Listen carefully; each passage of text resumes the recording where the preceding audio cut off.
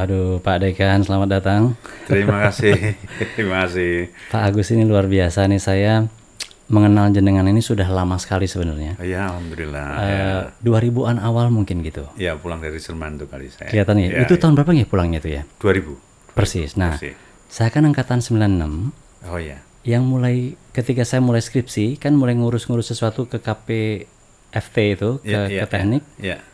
Itu menemukan tempelan di papan pengumuman di Fakultas Niku, tulisan di Kompas atau di koran tertentu tentang sungai.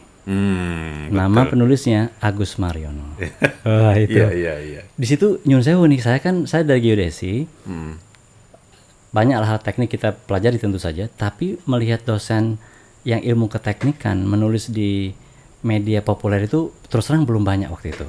Jarang pada waktu itu ya. Jarang Masih saya lihat. jarang ya. Jadi disitulah saya mendengar pertama, jadi udah lama sekali nih Pak sebenarnya. 20 tahun.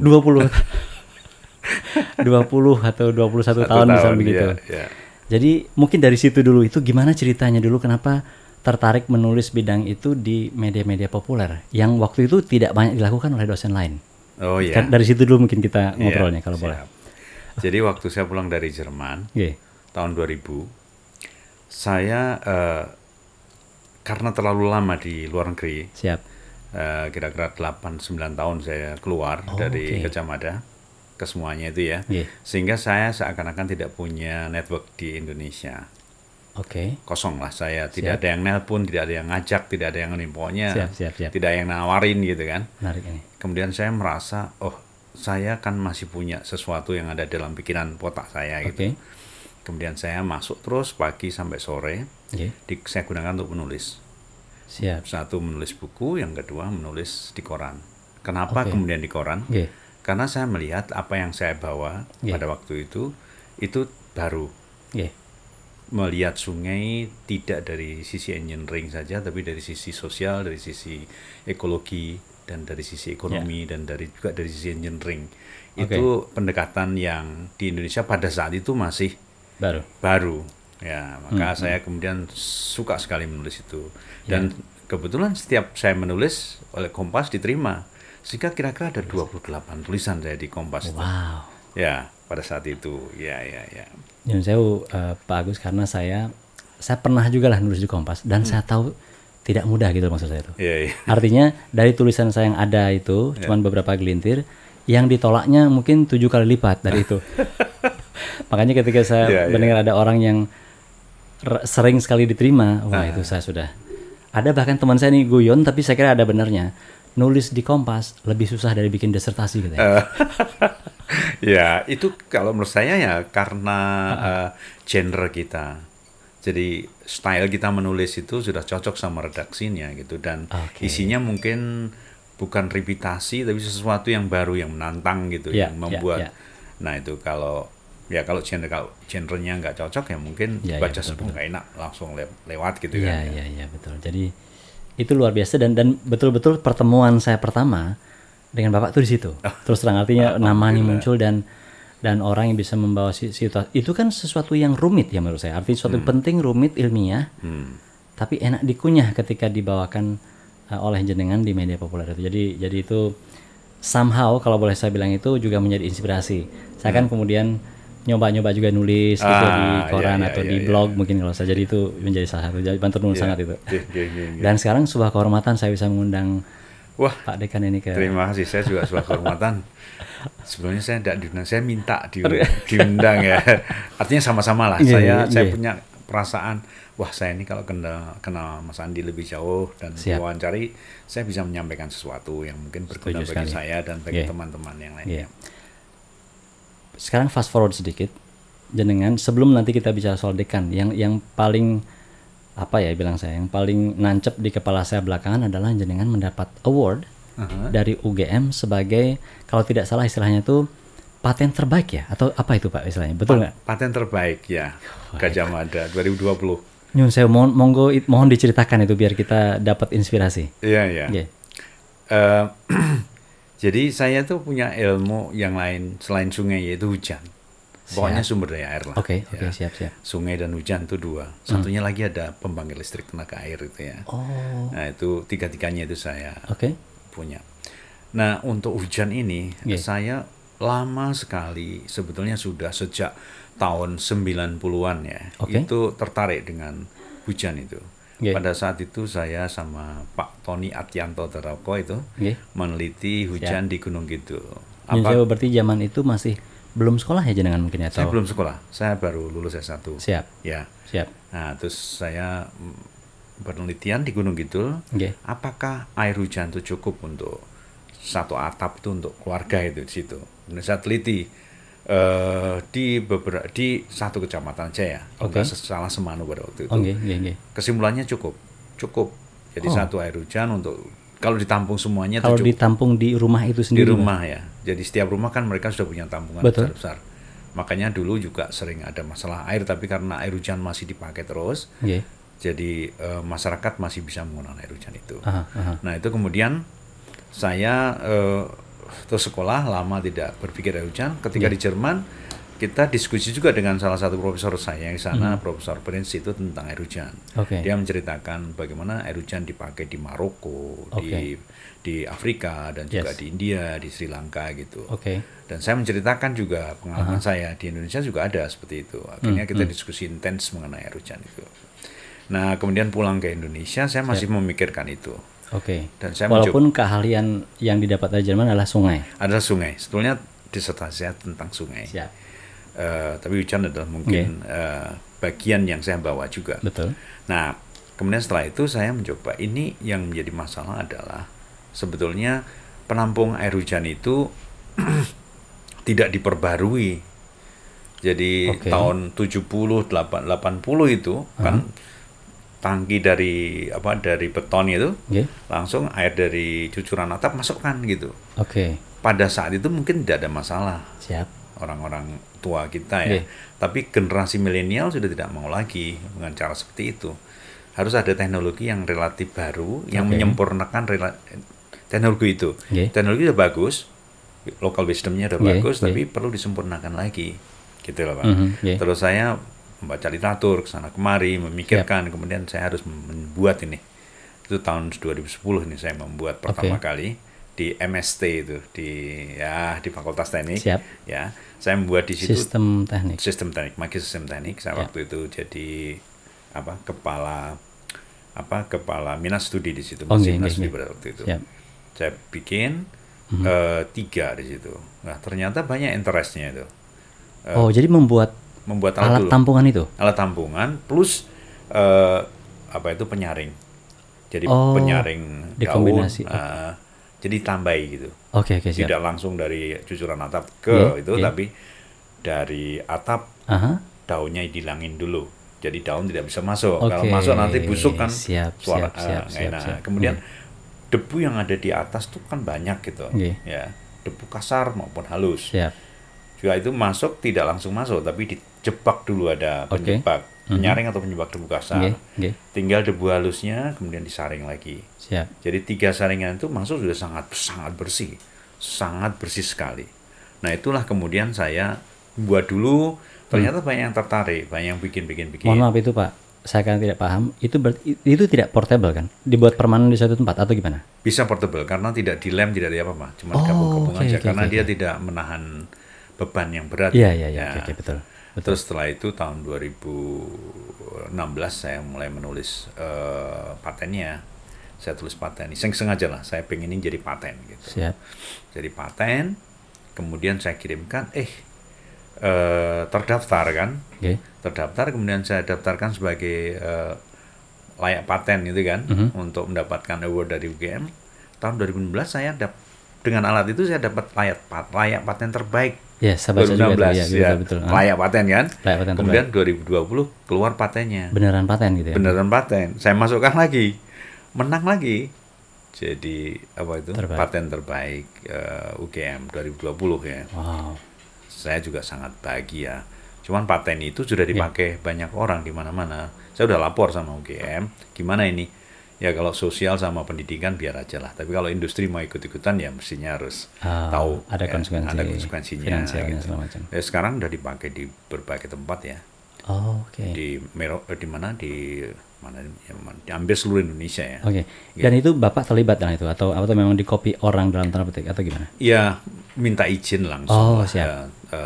Gimana Pak Agus ya untuk sosial silahkan karena UGM kerakyatan. Jadi siap. sepanjang untuk sosial dipersilahkan. Tapi kalau industri mau menggunakan ya kita hitung-hitungan. Gitu. Kalau misalnya izin itu dalam arti berarti mereka bisa implementasi sendiri ya Pak ya? Tanpa bisa. Karena gambar-gambarnya itu kita kirim semuanya, kita bebaskan. Karena kita kemudian membuat gerakan namanya. Gerakan memanen air hujan.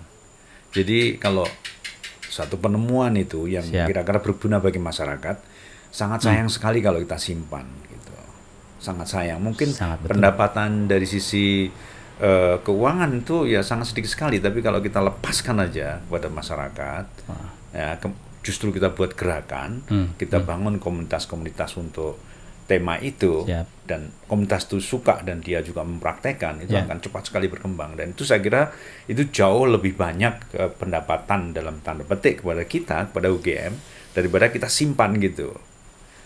Itu yang kemudian gerakannya sekarang sudah masif juga di berbagai daerah. Siap.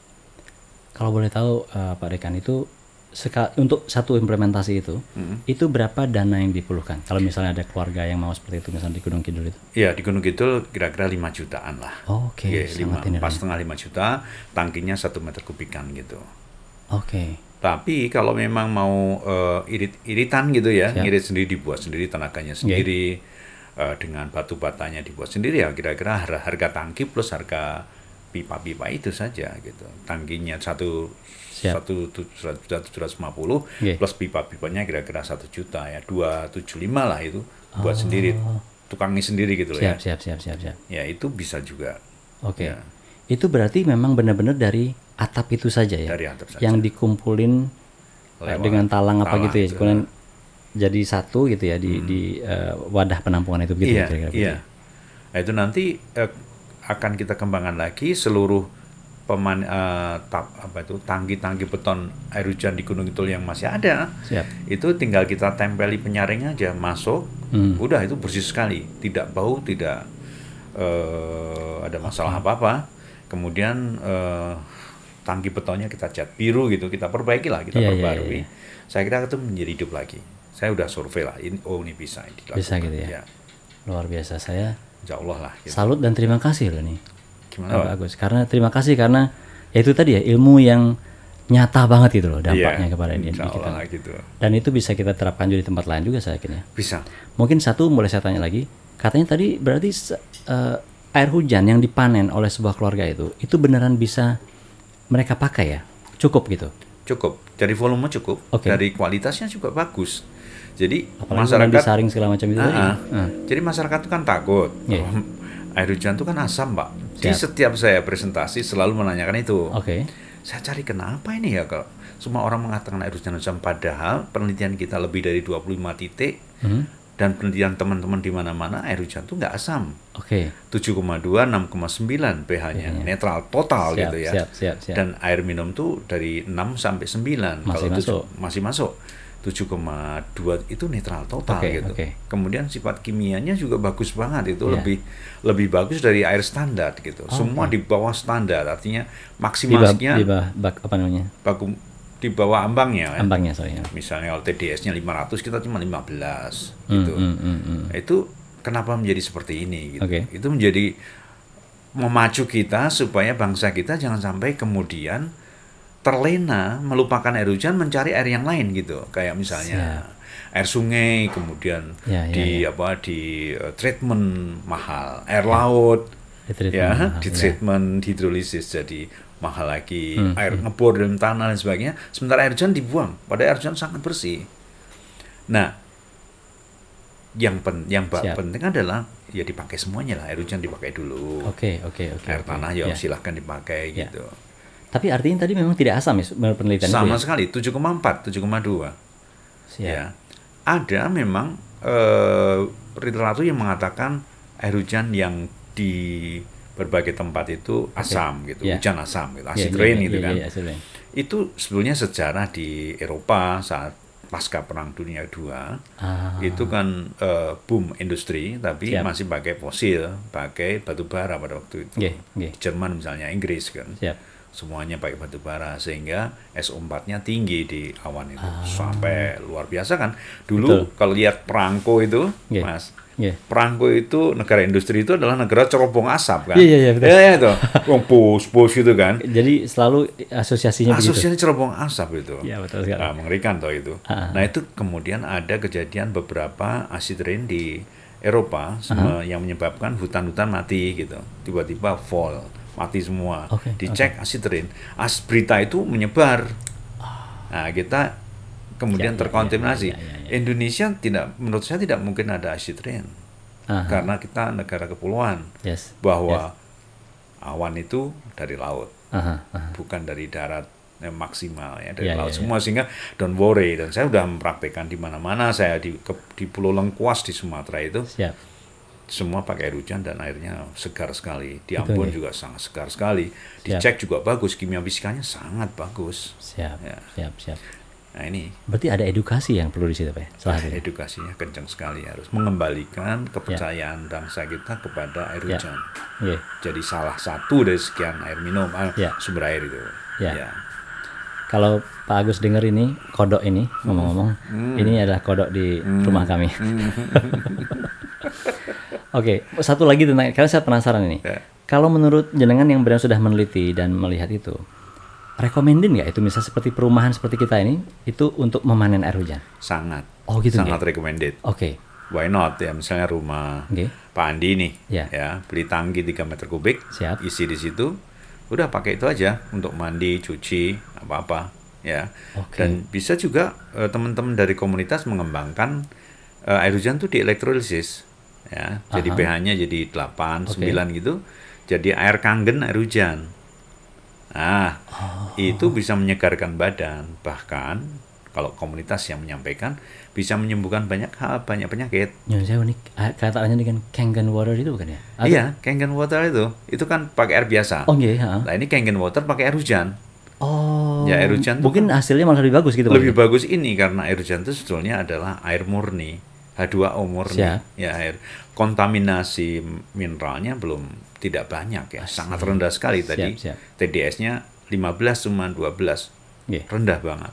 Nah, itu kalau untuk air kangen menurut teman-teman komunitas yang mempraktekkan, termasuk adik saya sendiri, kan di Sukoharjo itu pasiennya banyak gitu. Yang sakit-sakit yang sudah tidak bisa sembuh, minum air hujan sembuh, dicoba aja gitu. Memang iya. Itu didukung oleh Pak Agus Pras ya, dari Teknik Kimia. Dia juga peneliti air hujan. Dia juga menekankan, memberikan reason, karena saya orang sipil, saya nggak bisa sampai kimia. Dia memberikan reason bahwa air hujan itu molekulnya mikro, bisa masuk di sel lebih cepat dan mengambil seluruh ion-ion negatif, ion yang buruk gitu, dikeluarkan, masuk substrat masuk. Jadi ini memang kalau kita bisa mengelolain dengan baik, itu revolusi air hujan namanya. Luar biasa itu. Saya mudah-mudahan begitu. Mendengar cerita ini aja sudah seperti membayangkan, ini banyak hal yang bisa kita luar biasa memang. Manfaatkan memang luar biasa. Nah, saya mengembangkan lagi penelitian di laboratorium terus jalan ya, karena kita di perguruan tinggi harus memberikan justifikasi keilmuan yang kuat gitu. Kita tidak mau bicara kalau kita belum meneliti. Betul. Air hujan yang dari atap itu masih ada kolinya, bakteri kolinya. Ya, karena kan debu dari atap. Bakteri kolinya kira-kira berapa? 15 gitu. 15, sedikit sebetulnya, diminum juga nggak apa-apa. Mungkin perut kita lebih banyak bakteri kolinya. Tapi karena standarnya itu harus 0, air minum itu, maka kita harus berusaha. Tentu saja misalnya yang pertama dimasak. Tapi kalau kita nggak dimasak gimana? Kita menemukan teknologi ultraviolet itu. Ya, jadi air hujan yang dari tangki yang sudah disaring tadi masuk ultraviolet, pipa ultraviolet masuk, udah 0. Itu bisa diminum langsung tuh, tanpa ragu-ragu. Nah, masalahnya kan masih banyak orang yang ragu-ragu minum itu. Sehingga perlu proses meyakinkan masyarakat. Nah, gerakan ini mencoba untuk meyakinkan gitu. Mungkin pertama dari volumina. Mungkin pertama kalau nggak mau minum ya udah untuk mandi, cuci macam-macam. Bahkan saya ke Australia untuk penelitian apakah masyarakat Australia juga menggunakan air hujan. Ternyata ya di Brisbane itu 68% di suburb, di luar kota, di kota itu 48% menggunakan air hujan. Hampir semua orang pakai air hujan itu, no problem. Kalau di Brisbane malah di stasiun-stasiun bis kereta itu ada tangki-tangki pengumpul air hujan.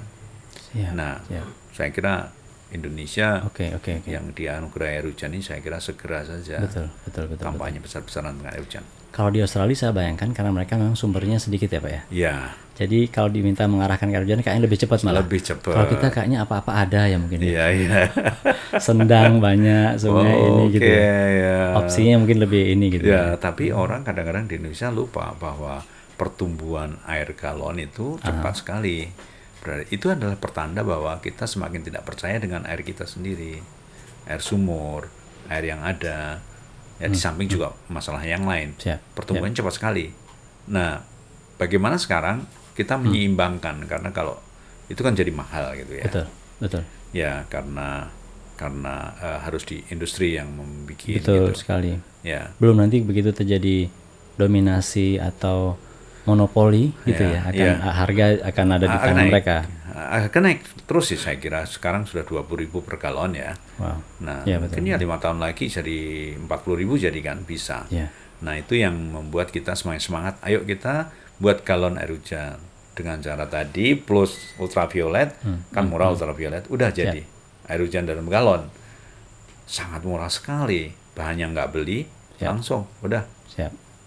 Nah, ini sebetulnya idealisme. Tapi itu realistis dan bisa dilakukan. Cuman perlu kesadaran, keberanian tuh itu. Ya. Luar biasa. Ya. Matur nuwun, ini saya sedikit ini sudah tercerahkan saya ini. Jadi nanti saya akan ini lagi ngangsu kawruh lagi tuh. Terima kasih. Ya. Ini berikutnya nih Pak Agus. Pertama selamat karena jenengan baru saja dilantik menjadi dekan sekolah vokasi. Terima kasih Pak Andi. Dekan sekolah atau kalau boleh bilang setara fakultas dengan mahasiswa terbanyak se-UGM. Nomor 2 ya, fakultas teknik masih terbanyak. Oh gitu ya. Fakultas teknik sampai 7.000 kan. Kalau vokasi 4.750. Oh begitu ya. Ya. Tapi kalau per tahun berapa vokasi menerima nggih? Kira-kira 1.200-an. Oh, oke, berarti mirip dengan teknik lah ya, mungkin ya, sekitar itu ya. Atau teknik itu mungkin 1.000 mungkin ya. Ya, kan teknik punya S2, S3. Siap. Ya, banyak kan juga ya tambahannya. Tapi yang unik dari sekolah vokasi adalah ilmunya beragam. Betul nggih? Yeah. Jadi seorang dekan yang istilahnya itu memanage ilmu berbagai macam, hampir semuanya ada di vokasi, kan gitu ya. Itu menarik gitu ya. Sangat. Karena biasanya seorang dekan itu memanage orang dengan pohon keilmuan yang kira-kira mirip sekali. Tapi ini kan dari tata boga hingga komputer ada mesin gitu di satu sisi. Itu selamat dan saya kira memang tidak mudah juga itu kalau saya bayangkan ya. Mengelola orang yang berbeda disiplin ilmunya itu. Mungkin bisa cerita sedikit tuh Pak Dekan. Gimana itu ininya, dinamikanya lah gitu ya. Iya, saya yang jelas saya senang karena di dalam diri saya juga ada banyak ilmu kebetulan ya. Jadi saya engineering, tapi saya juga banyak ilmu sosial yang saya pelajari. Kebetulan istri saya orang sosial dari UGM. Siap. Nah, kemudian saya beliau ngajar juga? Ngajar di APMD, STBM jadi ilmunya tetap ya kita banyak diskusi itu. Waktu sekolah di Jerman dia juga sekolah, kita diskusi terus mengenai regional planning, mengenai pemberdayaan masyarakat. Sekarang saya dapat sedikit jawabannya dengan menulis dengan sangat baik. Itu kan pastilah ada unsur-unsur non teknis yang masuk kan. Betul, ya. Saya kira pastilah itu ya. Pasti ada. Dan saya juga suka dengan ekologi. Waktu SMA saya itu selalu juara kalau masalah biologi ya. Itu fak yang saya suka sekali. Saya senang, saya nggak tahu orang nggak senang, tapi saya senang biologi itu. Sampai saya mencoba untuk, kan ada di SMA itu, kalau ada bekicot atau ya, itu jalan disilet gitu, tahu nggak? Itu nggak kena itu. Oh ya, dia tidak terluka gitu ya? Tidak terluka. Tidak terluka ya. Padahal di jalan disilet yang benar tajam sekali ya. Kenapa? Kemudian saya coba, saya nggak percaya, saya coba. Oh ternyata enggak, ternyata dia gerakannya itu kayak melentur gitu ya. Oh, jadi dia tidak menyeret. Tidak menyeret, tidak menggeser, tapi melengkosat gitu loh. Oh, itu kecintaan saya terhadap ekologi pada saat itu. Dan waktu SMA juga sudah saya flashback belakang, kenapa kok saya suka lingkungan ya. Ya memang saya waktu ada camping gitu, saya memprotes camping itu sendiri ya, karena merusak lingkungan gitu. Camping itu merusak lingkungan loh. Anak-anak membabati apa-apa, kemudian ditinggalkan begitu saja setelah camping rusak lokasinya. Ya itu bibit-bibit di mana saya sudah ada gitu. Mungkin hanya satu orang melakukan itu waktu itu ya, memprotes. Yang lainnya kan happy-happy aja. Gitu. Saya menulis, ya, saya menulis itu pada waktu itu, menulis berlembar-lembar tentang protes saya terhadap lingkungan itu. Nah, mungkin itu ya bibit-bibit saya menulis juga ada sedikit. Berarti ya. Ilmuwan ya aktivis juga mungkin dengan saya atau advokasi tetap jadi jalan. Bagian dari ini ya. Iya, tetap jalan. Nah, kemudian ada ilmu organisasi juga ada. Artinya keragaman ilmunya itu saya ada. Insya Allah saya ada ya. Siap. Maka saya kalau sipil, tapi saya sipil yang ke arah agak geografi gitu. Karena geografi ada sosial, ada human ekologi, human geography, hidrologi, macam-macam. Saya juga menganut konsep abiotik, biotik, dan culture gitu ya. Saya anut ya. Ilmu culture saya juga suka sekali gitu ya. Pewayangan juga. Sehingga saya di sekolah vokasi saya sangat menghargai ilmu yang beragam itu dengan teman-teman dari Departemen Bahasa Seni dan Manajemen Budaya. Saya sangat suka, sangat kental dengan mereka. Teman-teman dari THP juga, di THP juga kental, dengan teknik juga kental. Jadi saya merasa nyaman karena saya ada di dalam. Itu saya kira modal banget itu ya, Pak. Insya Allah itu, Pak.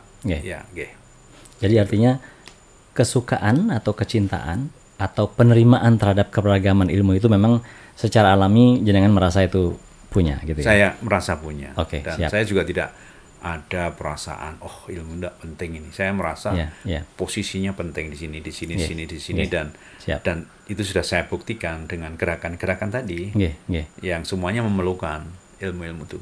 Artinya tidak ada lagi istilah ini lebih penting dari itu gitu ya.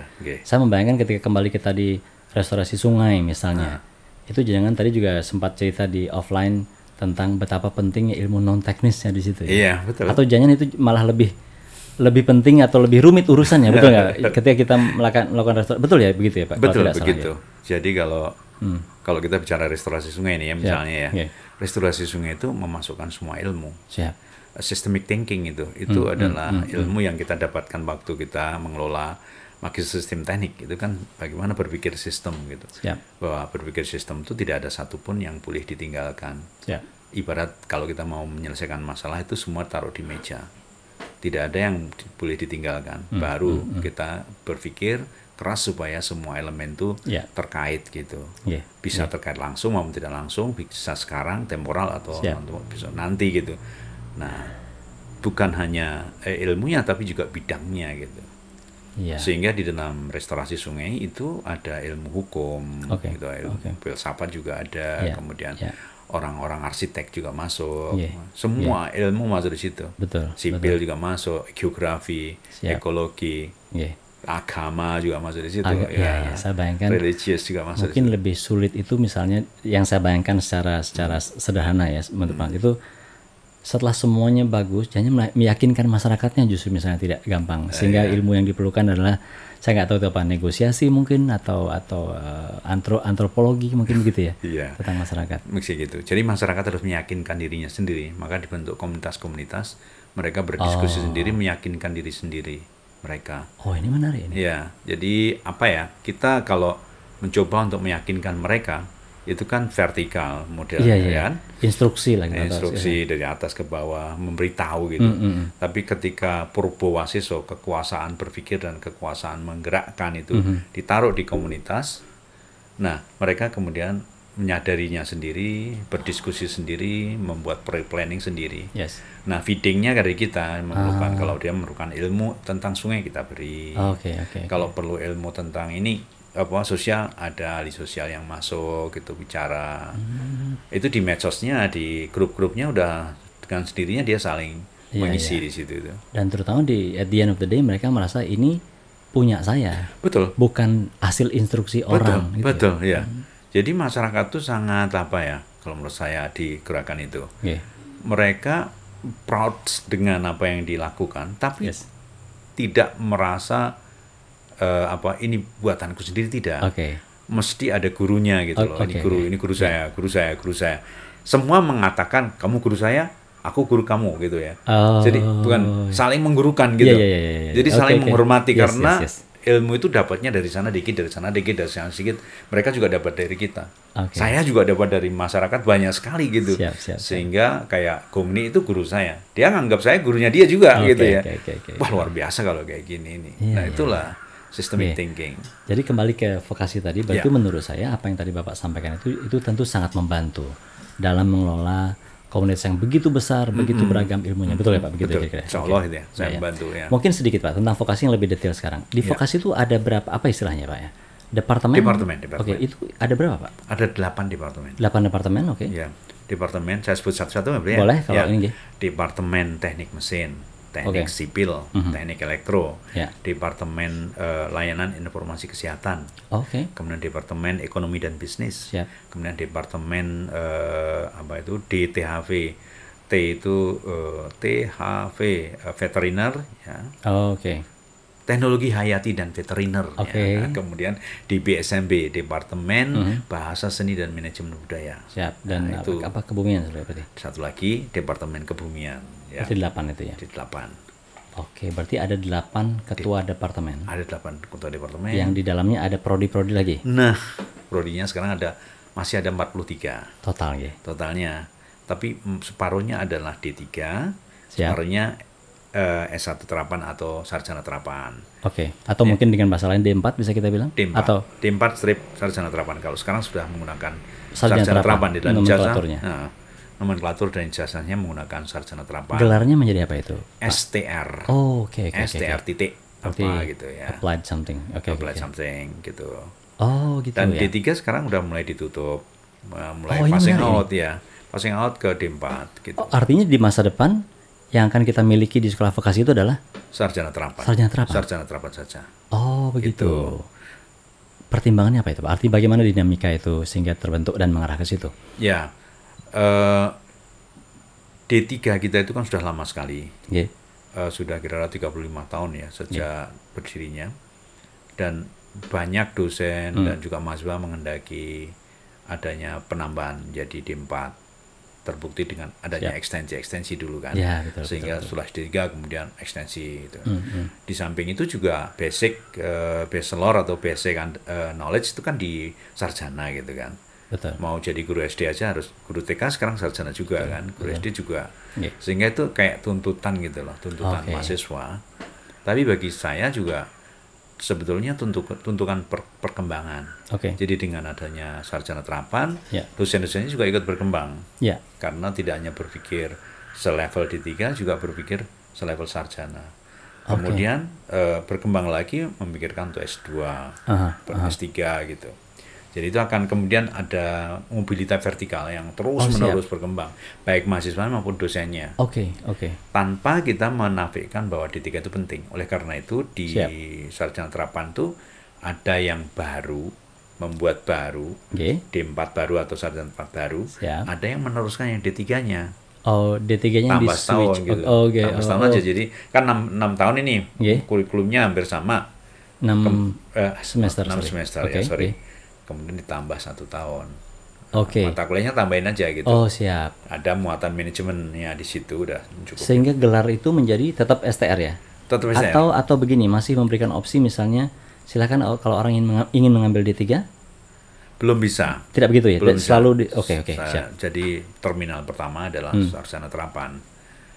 Sebetulnya ada juga permintaan untuk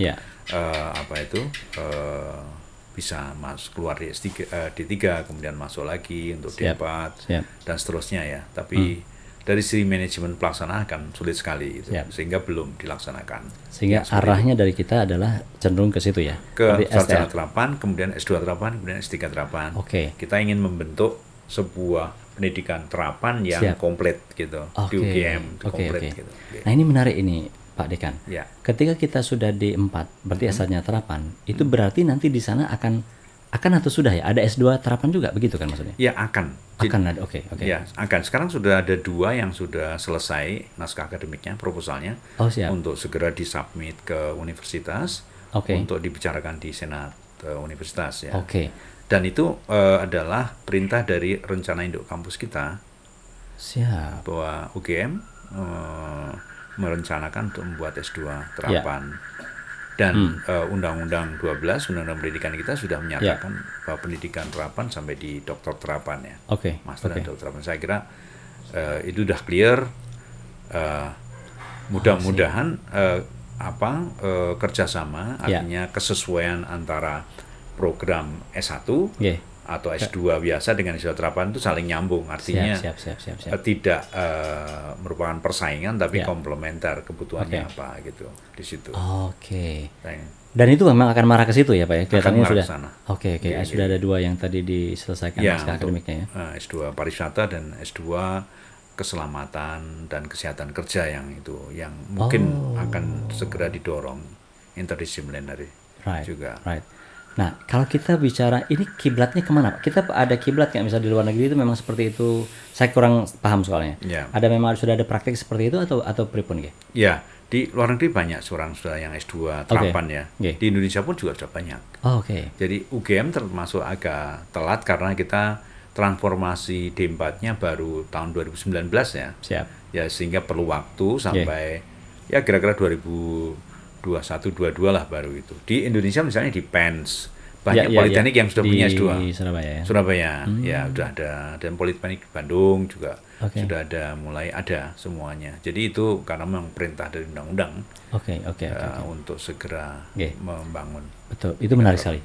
Kalau kita lihat dari ininya Pak, keterserapannya misalnya, atau kemana mereka akan berperan atau bekerja mungkin dalam bahasa sederhananya, yang D4 lalu nanti ada S2, nanti ada S3.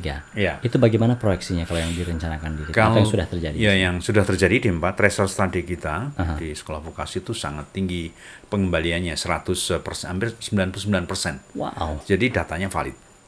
99% kembali itu, menjawab teman-teman alumni kita itu. Militan sekali alumni yang jenengan. Iya, luar biasa. Saya juga kaget sendiri ya.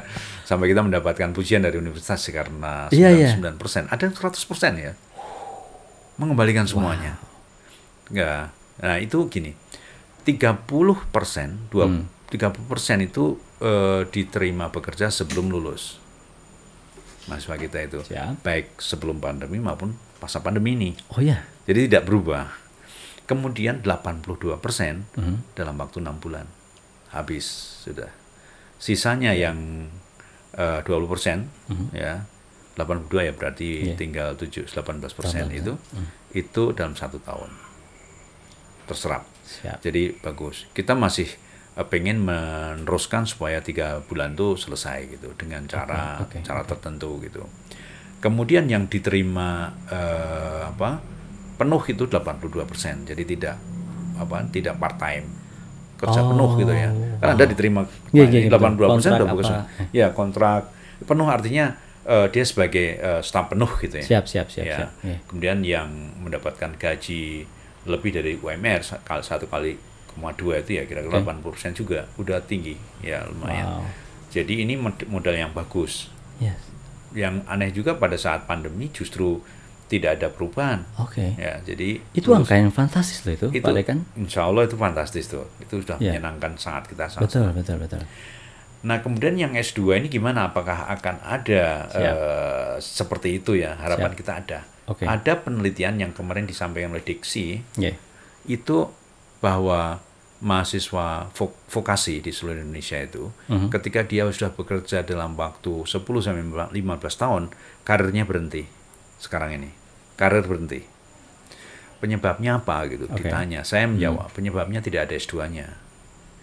Kalau teman-teman yang di sarjana S1, S2, itu begitu dia 10 tahun berhenti karirnya sekolah, dia udah banyak di mana-mana kuliah, kembali lagi udah dia naik lagi gitu. Kalau yang dia memang jiwanya vokasi, cari S2 yang di akademik dia kesulitan kan. Betul. Merasa berat karena harus berpikir teori banyak gitu kan. Sementara S2 vokasi belum banyak gitu. Nah, itu penyebabnya. Saya punya keyakinan kalau ini ada nanti, jadi teman-teman yang sudah bekerja 10 tahun, teman-teman lulusan vokasi S1 vokasi atau sarjana terapi vokasi itu, dia punya tempat untuk mengasah lagi, kembali lagi gitu. Jadi sangat diperlukan oleh bangsa kita, saya kira. Bukan karena sekolah vokasi ingin, tapi bangsa kita membutuhkan itu. Oke. Luar biasa. Wow, saya orang UGM yang sudah ngajar hampir 20 tahun. Saya baru tahu ini fakta-fakta ini. Maksudnya, artinya apa ya tadi saya bilang itu?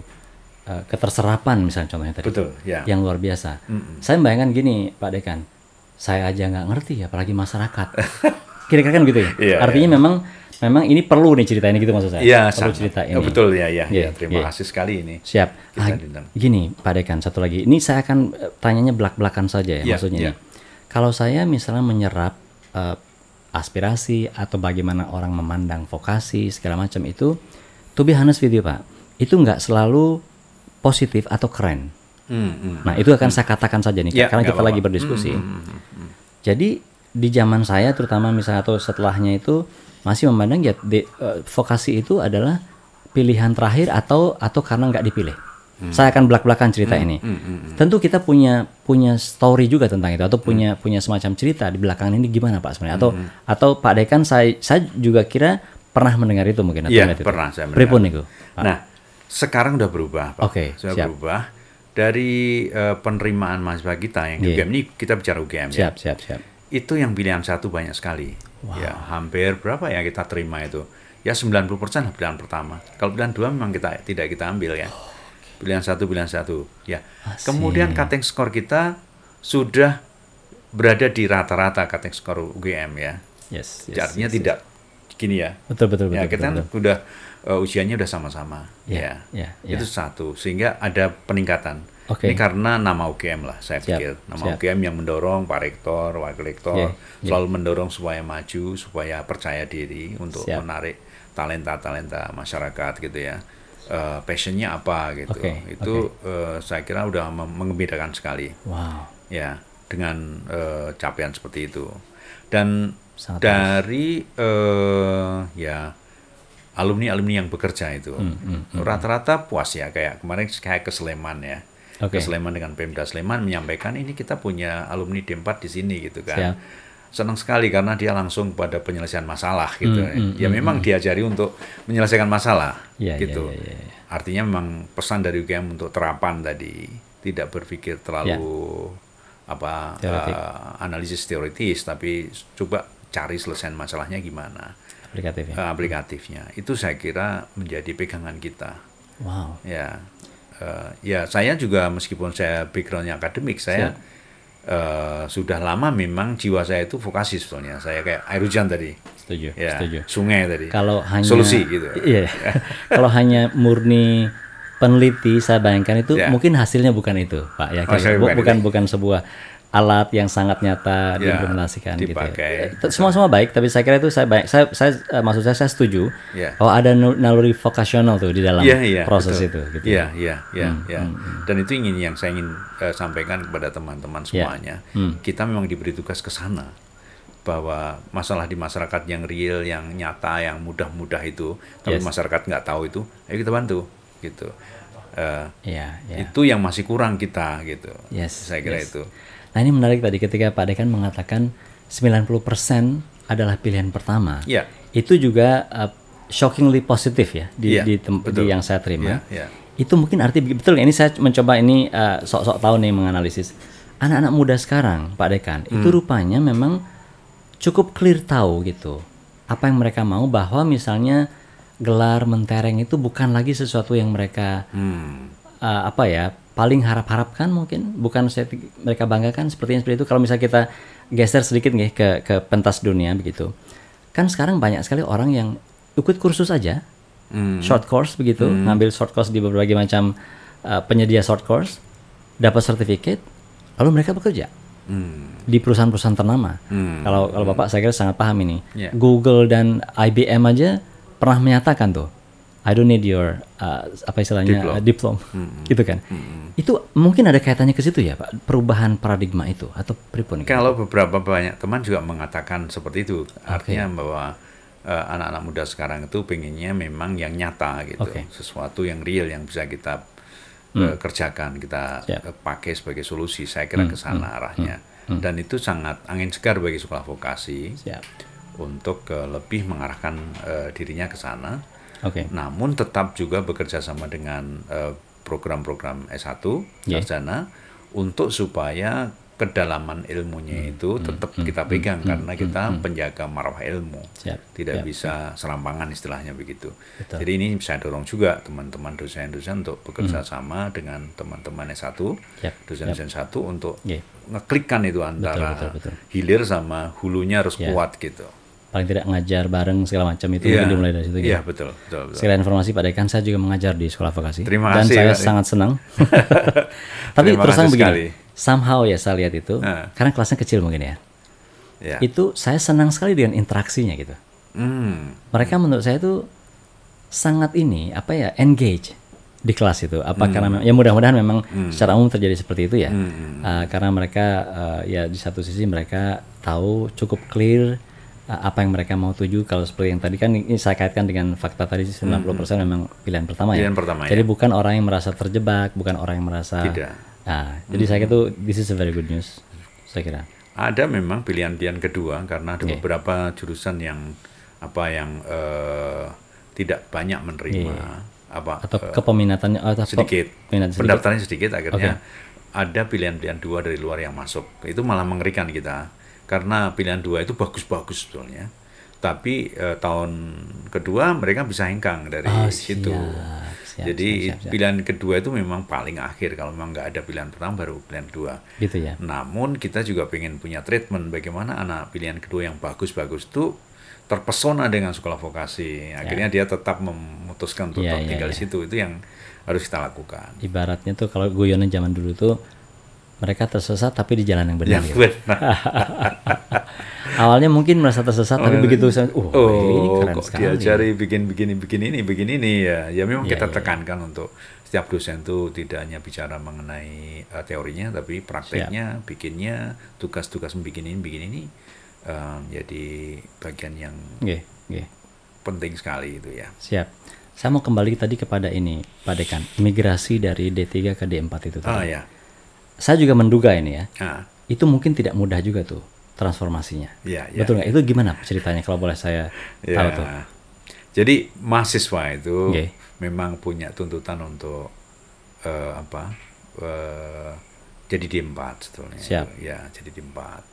Kemudian dulu kan tuntutan mahasiswa sangat tinggi. Kemudian universitas memikirkan ini D3 udah lama juga, udah 35 tahun, masa tidak boleh menjadi D4. Kemudian ada juga dari Undang-Undang 12 yang sudah state di situ, sarjana terapan gitu. Akhirnya ya itu, kemudian tahun 2000 berapa ya? 2019, 17, 16 itu terjadi transformasi. Selama itu dari D3 menjadi D4.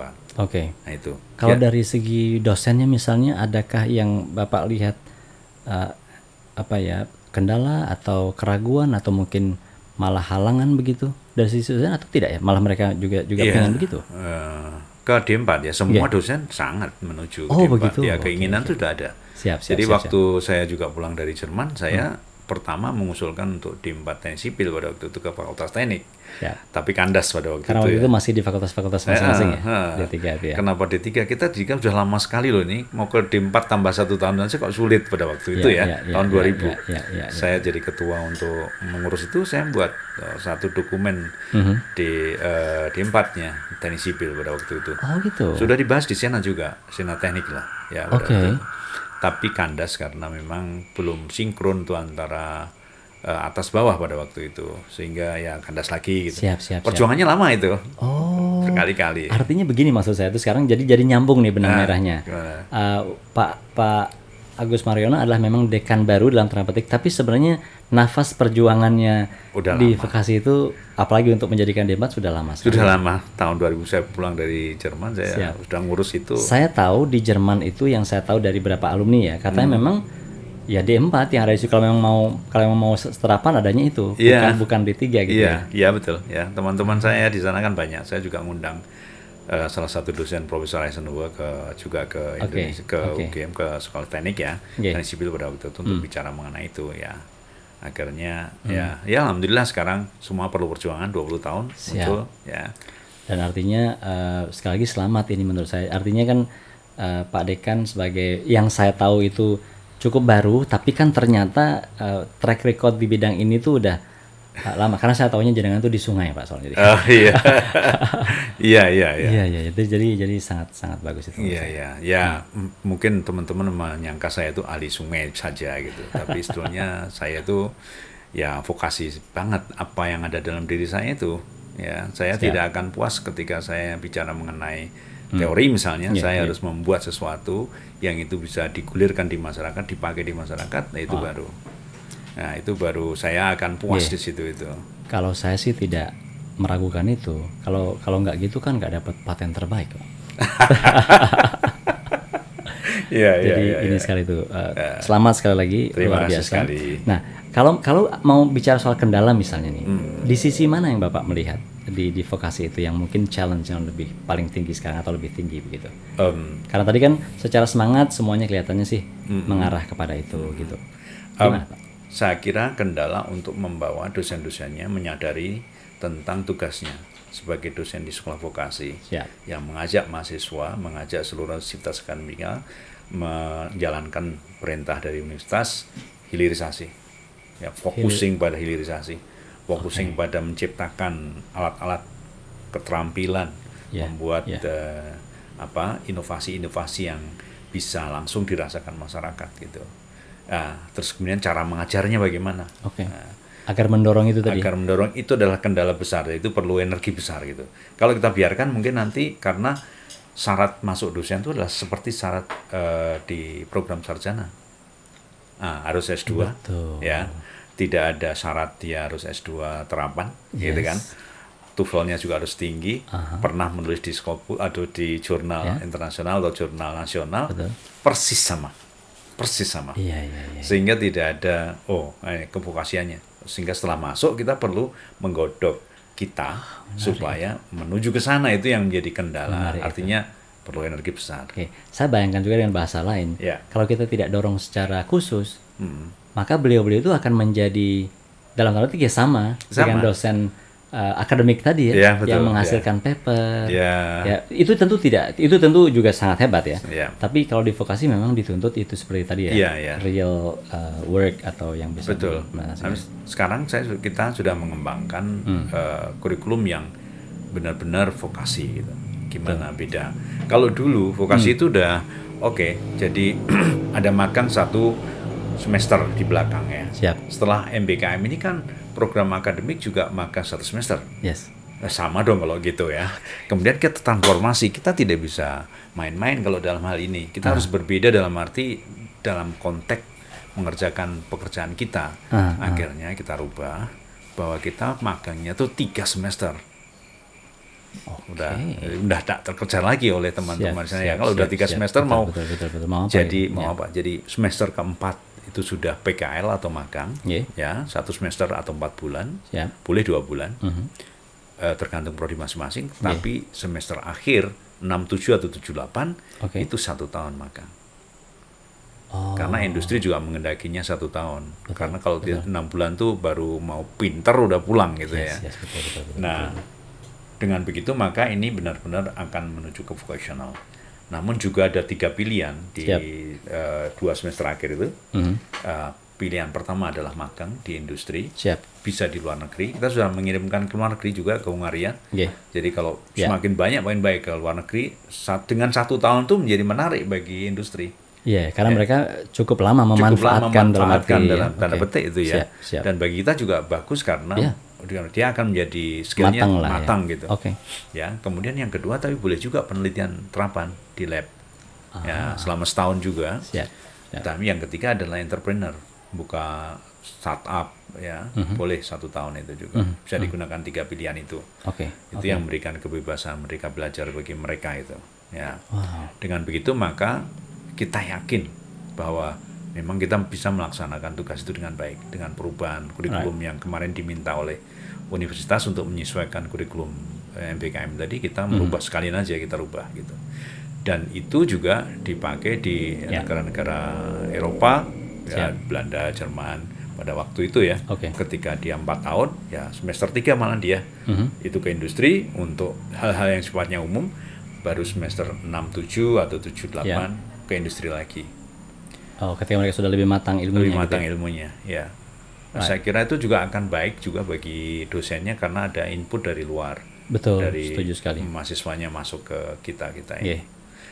Dan mungkin ditambah lagi ya, saya tambahkan lagi, kita ya seperti yang lain, kita lebih menekankan pada dosen dari industri ngajar di tempat di sekolah vokasi lebih intens lagi. Meskipun ini baru per awal ya kita agak tapi nanti kita juga ingin mendorong agar dosen magang di industri ya. Kalau bahasa kerennya itu postmaster atau postdoc di industri. Biasanya kan di research center ya. Betul, tapi ini jangan di research center, di industri aja. Biar perjalanan industri bisa kita bawa ke kampus. Betul. Dan di industri juga betul-betul mendapatkan tenaga handal untuk melakukan ini kan, membantu mereka. Iya.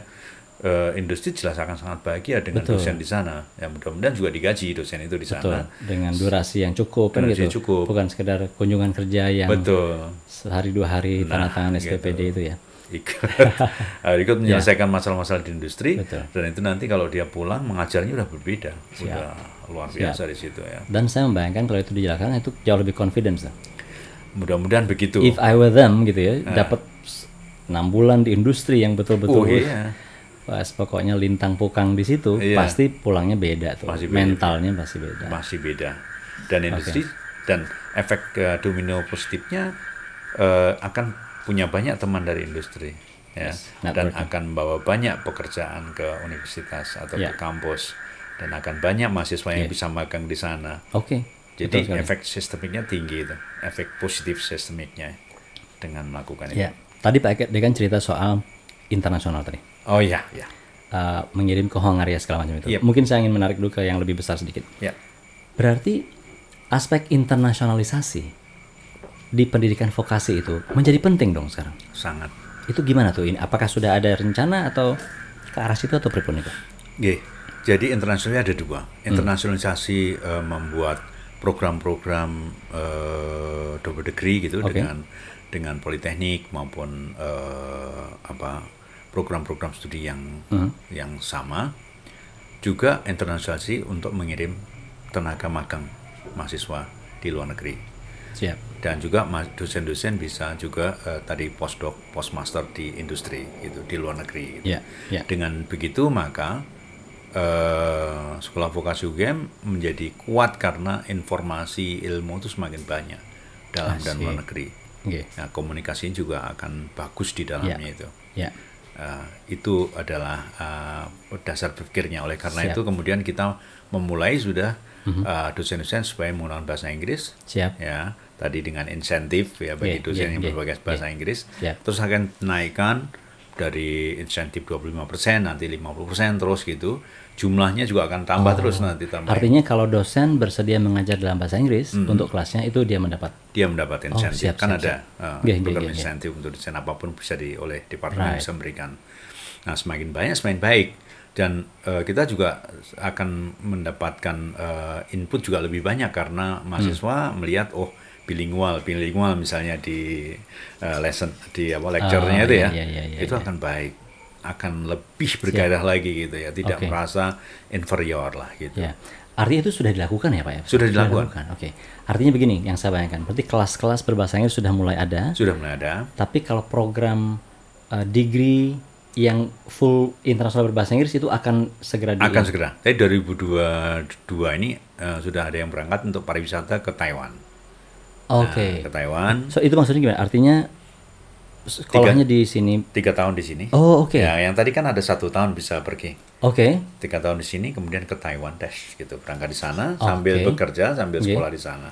Nah, nanti 4 tahun kan udah lulus dari sini. Betul. Dari UGM udah lulus, kemudian dari sana dilanjutkan untuk master.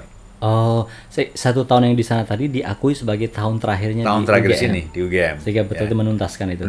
Tuntas mereka tinggal luring atau daring ujian dari 1 tahun tadi yang dia bekerja sambil belajar itu jadikan tugas akhirnya. Udah dia lulus, dia bisa lanjut ke masternya di sana. Itu yang akan terjadi. Master tambah setahun karena 1 tahun yang 3 dipakai di masternya, diakui di master. Kalau di sana kan fast track itu jadi dia dapat master sama itu. Itu yang degree ya. Tapi kalau yang Hongaria ini kita berterima kasih pada PI ya, Persatuan Insinyur Indonesia PI ya. Ya PI. Pak Heru Dewanto yang telah mengajak kita dan universitas Pak Parip juga mengajak. Itu bagus sekali juga. Jadi 3 tahun di sini, 4 tahunnya di sana, tahun keempat di sana, magang ya. Magang tapi oleh PI dihitung sebagai kerja profesional. Ya. Kemudian ditambah setahun lagi kerja di sana, pulang dapat sertifikat profesional, insinyur profesional. Jadi dapat S1 dari sini, pulang kan sudah 2 tahun bekerja di sana. Untuk pada bidang itu dia mendapatkan sertifikat insinyur profesional dari sana. Berarti itu ini saya kira bagus banget. Apa istilahnya ya? Persahabatan yang mesra sekali antara pendidikan dengan profesi dan industri. Iya. Dan internasional. Dan internasional. Saya kira itu sebuah yang realitas yang harus kita dorong terus ke sana. Betul. Bagus sekali. Sangat bagus, Pak. Saya membayangkan begini, ketika nanti di tahun keempat kita harapkan anak-anak vokasi ini ke Hongaria atau kemanapun. Ya. Berarti kan selama 3 tahun di sini mereka harus disiapkan skillnya atau bahasanya, begitu ya? Iya, betul. Nah, itulah kemudian kenapa kelas berbahasa Inggris menjadi penting, urgen, sangat urgen gitu. Karena ke depan mestinya bahasa Inggris akan dipakai di industri-industri dunia kerja. Betul. Saya kira kalau sekolah vokasi dengan bahasa Inggris yang bagus ya akan diserap lebih cepat lagi di perusahaan-perusahaan multinasional maupun nasional yang bagus gitu. Ya. Tadi saya mendengar ada 2 negara disebut ya, Taiwan, Hongaria. Hongaria. Mungkin kalau dalam bayangan konvensional nih Pak ya, mungkin itu bukan industri yang dibayangkan orang dalam konteks kecanggihan teknologi segala macam. Tapi kalau di segi geopolitik mungkin beda ceritanya nih, kan dunia sudah berubah sekali. Iya, betul. Itu gimana tuh Pak menjelaskan itu? Betul nggak tadi dugaan saya atau? Iya. Itu awal saja. Artinya kita yang mau mana gitu dulu. Negara-negara. Jadi pendekatannya juga pragmatis di awal gitu ya. Nah, nanti setelah itu kita juga sudah melakukan kerjasama dengan Cina, dengan Jepang, dengan Korea ya, untuk mengirim kalau dulu D3, kemudian lulus ke sana diambil D4 itu. Iya. Gitu. Atau dulu ada yang D3, 2 tahun di sini, kemudian 1 tahun di sana di Cina gitu ya. Nah, satu mahasiswa saya ada tuh, makanya saya jadi ingat tuh. Geomatika, betul sekali. Restu namanya kalau tidak Restu. Mesti di Yellow River. Yes. Waduh, pas seperti itu. Itu saya yang bawa saya di sana. Dia bikin buku tuh, Pak. Semacam buku pengalaman bagaimana dia bagus tuh. Di sana. Jadi menurut saya itu baru banget ya. Nggak ada, belum pernah lah yang dari geomatika terutama yang ngalami itu. Saya sangat dukung tuh, saya sempat juga kemarin ngasih. Iya, saya dengarkan, saya akan mengunjungi mereka. Kemudian orang Cina mengatakan, saya sangat senang dengan orang-orang Indonesia, orangnya baik-baik, ya tidak, nggak ada yang mabuk gitu kan, yang lainnya banyak yang mabuk juga. Terus kemudian sopan-sopan gitu kan. Kemudian juga mereka itu bisa nyanyi rata-rata itu orang Indonesia itu, dan nyanyi bahasa Cina, nyanyi lagu-lagu China itu nggak ngira kalau itu orang Indonesia. Gitu Pak. Ya, jadi melodinya memang benar-benar melodi kayak nyanyi itu. Tapi ketika ngomong kelihatan kalau dia bukan orang Cina ya. Tapi kalau ketika nyanyi gitu udah perfect gitu nyanyi itu. Wah, itu hal menarik yang kita nggak pikirin tadi. Saya juga menjadi ingatan saya itu. Oh iya. Ya, kita kan suka nyanyi juga untuk bahasa Jepang juga bisa nyanyi. Dan sebenarnya kan kalau tidak salah ya, kalau ngomong budaya, kita ini memang perkawinan antara Cina dan India kan katanya. Kira-kira begitu, iya. Apalagi kalau saya dari Bali itu arsitekturnya, kalau Bapak lihat ya, rumah, bentuk pura segala itu kan dekat sekali sebenarnya dengan mungkin lah gitu. Saya kira iya. Ya kita masih serumpun lah. Yes. Chinese coin masih dipakai di Bali sampai sekarang untuk upacara. Ya kan uang kepeng yang bolong itu. Saya kira itu luar biasa ya. Jadi artinya negara itu adalah satu, memang kita mikir tentang geopolitik sama macam. Menurut saya begini Pak, kalau boleh saya ini ya, misalnya ya dunia berubah kok. Bahwa yang namanya kemajuan itu tidak hanya terjadi di Amerika Utara atau Jerman Barat, atau Eropa Barat, seperti mungkin di zaman kita atau Bapak gitu. Dan sekarang Sudah beda banget. Sudah beda. Ya, Hungaria katanya kan juga center di Eropa dan Eropa Tengah betul, ya. Betul. Itu betul, juga betul, maju betul. juga. Siap, Tapi siap. kita tidak membatasi ya. Nanti Ya. sebentar lagi kita juga akan bergerak ke Jerman, Austria, negara-negara Belanda misalnya gitu. Saya kira banyak industri-industri yang tertarik untuk model 1 tahun magang itu. Dan magang bagi mereka itu hal yang sudah culture itu bagi saya. Dia tidak akan menolak mahasiswa magang. Oke. Dia memerlukan mahasiswa magang. Betul. Itu. Artinya paling tidak dia tahu cara memanfaatkannya juga. Iya, dia tahu. Karena nyun sewu kalau industrinya belum mapan, kadang magang dianggap mengganggu, betul nggak Pak? Iya, betul. Dianggap ini beban nih. Beban. Gitu. Tapi kalau dia tahu cara mengelolanya, itu tenaga kerja yang luar biasa. Yang luar biasa, muda. Semangat belajarnya tinggi, masih muda. Dan dia akan menjadi partner kemudian di masa depan. Iya. Harusnya dilihat dengan cara begitu. Ya. Dan itu kebutuhan dari industri. Kalau di Eropa itu kebutuhan tuh menerima nama magang itu. Siap. Saya dengar juga beberapa hal di Inggris kan tentang masalah itu benar-benar ada industri yang betul-betul bekerja sama dengan universitas untuk mendapatkan itu. Betul, iya. Kalau tidak dapat dia juga sedih juga bagaimana nanti ke depan sustainability dari industri dia. Kan tidak ada yang menyampaikan ke siapapun gitu ya. Yes. Namun juga industri di Indonesia juga sangat concern ya, diharapkan untuk bisa menerima itu semuanya. Jadi harapan kita dengan perubahan 1 tahun di akhir itu banyak industri yang menerima dan tadi penyerapan akan tinggi, keterserapan mahasiswa untuk kerja akan tinggi. Betul. Keterlibatan dalam pendidikan itu membantu kita dan mereka, sekaligus membangun trust kan. Betul ya. Jadi kemauan mereka atau kerelaan mereka menerima setelah itu lebih tinggi lagi. Karena mereka terlibat di dalam pembentukan si anak. Nah gitu. Dan mereka bisa milih dari mereka itu. Betul. Jadi itu akan juga membuat mahasiswa, kamu jangan main-main kalau magang ya, karena itu menentukan ke depan kamu diterima atau tidak. Exactly. Gitu kan. Nah saya kira itu adalah sistem yang dibangun supaya makin rollingnya makin tinggi gitu untuk mengisi. Tapi yang disebut dengan industri tadi tidak hanya industri ya Pak. Juga. Betul. Ya industri, dunia usaha dan dunia kerja. Pemda juga begitu, perbankan, industri jasa dan industri. Jadi kita menyebut industri tadi sebenarnya semua yang memakai artinya alumni itu ya. Betul. Karena juga saya bayangkan kan di situ juga ada yang non teknis kan, yang produknya apa kebijakan, sosial. Intinya relasi kita dengan institusi yang akan menggunakan alumni kita itu harus erat. Kira-kira gitu bahasa sederhananya. Pak Dekan ini saya suka sekali ngobrol ini. Nah, saya juga senang. Ngomong-ngomong jenengan warna suaranya itu keren sekali gitu. Masa ya? Iya kan? Keren sekali. Jadi kayak penyiar radio yang voice gitu. Oh ya, terima kasih sekali. Saya pikir enak sekali disimak. Sama dengan Pak Andi juga. Suaranya nyaman gitu ya. Matur nuwun sangat. Mungkin ini terakhir. Ya. Tentu Pak Dekan punya pesan misalnya ya kepada dua saya kira, kepada orang tua dan kepada anak muda kalau boleh. Monggo Pak Dekan. Kepada orang tua yang pertama adalah bahwa artinya orang tua mahasiswa kita sekarang maupun orang tua calon betul.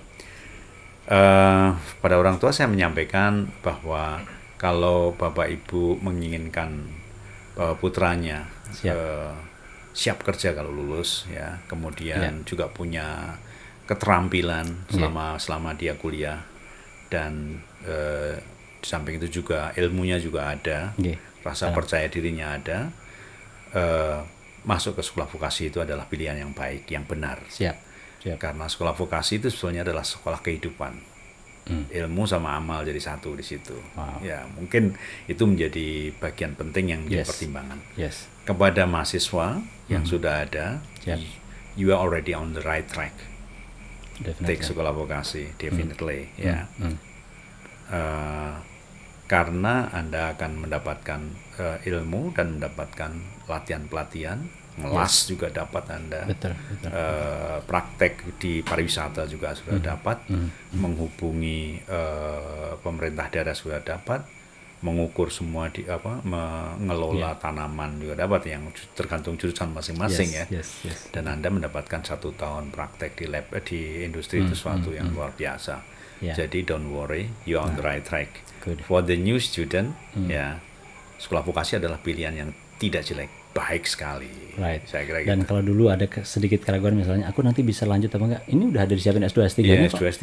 Dan juga kalau mau ke S2 yang S2 biasa, S2 akademik katakanlah, bisa juga. Okay. Ya, tentu dengan matrikulasi misalnya tambahan-tambahan. Jadi tidak ada masalah juga.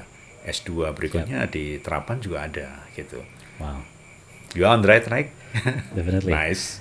Pak Dekan, ya, matur nuwun sangat atas pencerahan-pencerahannya. Saya senang ngobrol ini. Ya. Semoga nanti Pak Dekan selamat bertugas, saya sampaikan selama 5 tahun ke depan. Terima kasih untuk sekali. Untuk membawa Sekolah Vokasi UGM ke jenjang yang lebih baik lagi. Terima kasih. Matur nuwun. Saya yang terima kasih. Selamat malam. Matur nuwun sangat. Assalamualaikum warahmatullahi wabarakatuh. Waalaikumsalam warahmatullahi wabarakatuh.